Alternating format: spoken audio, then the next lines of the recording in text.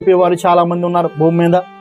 వారంలో మనం చూసుకుంటే చాలా మంది, మరి మనం చూసినప్పుడు ఆదివారం వచ్చిందంటే కొంతమంది ఉదయమే లెగిసి సంఘ కాపరికి సహకరిస్తూ, సంఘానికి సహకరిస్తూ, మరి ఆ సంఘములో అన్ని పనుల్లో సహకరిస్తూ, మరి ఆ రోజంతా కూడా దేవుని పనుల్లో గడిపేవారు చాలా మంది ఉన్నారు. అందుకే యేసుక్రీస్తు ప్రభు తన బాల్య దినంలో చూసుకున్నప్పుడు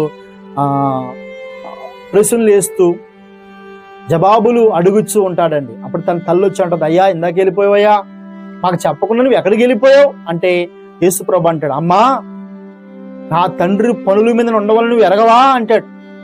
అంటే ఈ భూమి మీదకి వచ్చిన ప్రతి ఒక్కరు కూడా తన తండ్రి పనుల మీద ఉండాలన్న విషయం మనలో చాలా మందికి తెలియదండి. చాలా మంది ఏమనుకుంటారంటే ఆ సంవత్సరానికి ఒకసారి క్రిస్మస్కి వెళ్తే సరిపోద్దండి, అట్టుబొల్లు ఇస్తే సరిపోతుందండి, 10,000 కానుకిస్తే సరిపోతుందండి. ప్రార్థన చేస్తారండి మా కోసం పాస్టర్ గారు, మా కోసం బలంగా ప్రార్థన చేస్తారు పాస్టర్ గారు. పాస్టర్ గారు ప్రార్థన చేస్తే పరలోకం రాదు, పాస్టర్ గారు ప్రార్థన చేస్తే నీకు పాపక్షమాపణ దొరకదు.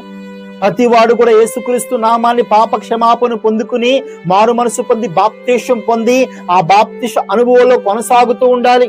దేవుని మందిరంలోనికి రావాలి, ప్రతి ఆదివారము దేవుని మందిరంలోకి రావాలి, ప్రతి శుక్రవారం దేవుని మందిరంలోకి రావాలి. మన పాపాలు ఒప్పుకొనొచ్చు, మన పాపాలు కడుక్కొనొచ్చు. చూడండి, ఒక వ్యక్తిని హాస్పిటల్లో జాయిన్ చేస్తే చాలా దెబ్బలు తగిలి గాయాలు తగిలి జాయిన్ చేస్తే డాక్టర్ చెప్తాడు, ఏమంటాడు డాక్టర్ గారు, మీ బాబుని లేదా మీ పాపని కొద్ది రోజులు ఇక్కడే ఉంచాలి. అలా కాదండి డాక్టర్ గారు, మా ఇంటికి తీసుకుపోతామండి, పైన కుట్లేసి పంపేయండి అంటే పంపరు, తీసిపోండి, తీసుకెళ్ళి కప్పెట్టుకోండి అంటారు కదండి.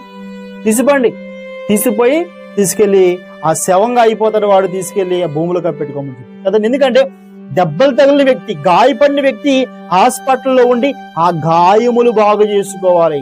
2 రోజులకు 3 రోజులకు అయిపోయే ట్రీట్మెంట్ కాదు ఇది. కాబట్టి నా ప్రియ సంగమా, ప్రతి వ్యక్తి కూడా యేసుక్రీస్తు రక్తాన్ని ఆశ్రయించి, కృపను ఆశ్రయించి, దేవుని మందిరంలోకి మనందరం కూడా వచ్చి, దేవుని సంఘంలోకి మనందరం కూడా వచ్చి, ప్రతి ఆదివారము ప్రతి శుక్రవారము దేవుని మందిరం జరుగుచున్నప్పుడు, ప్రార్థన జరుగుచున్నప్పుడు ఆయన మందిరంలోకి వచ్చి ఆయన పాదాలు పట్టుకుని, ప్రభువా నన్ను సంపూర్ణంగా చేయదేవా, నన్ను నిన్ను వలే చేయ ప్రభువా, నన్ను చెక్కు ప్రభువా. యేసుక్రీస్తు ప్రభు శిలువ అయితే మనం రాయమండి. రాయి గురించి మీకు తెలుసు కదా, రాయ చాలా సిరాగ్గా రూపం లేని దానిలా ఉంటది. అప్పుడు శిలిపి చెక్కుతాడు, చెక్కుచూ ఒక మంచి ఒక రూపాన్ని తెస్తాడు. అలాగే యేసుక్రీస్తు ప్రభు నీవు నేను గొప్పవాడమని చెప్పడానికి లేదు, మనందరము కూడా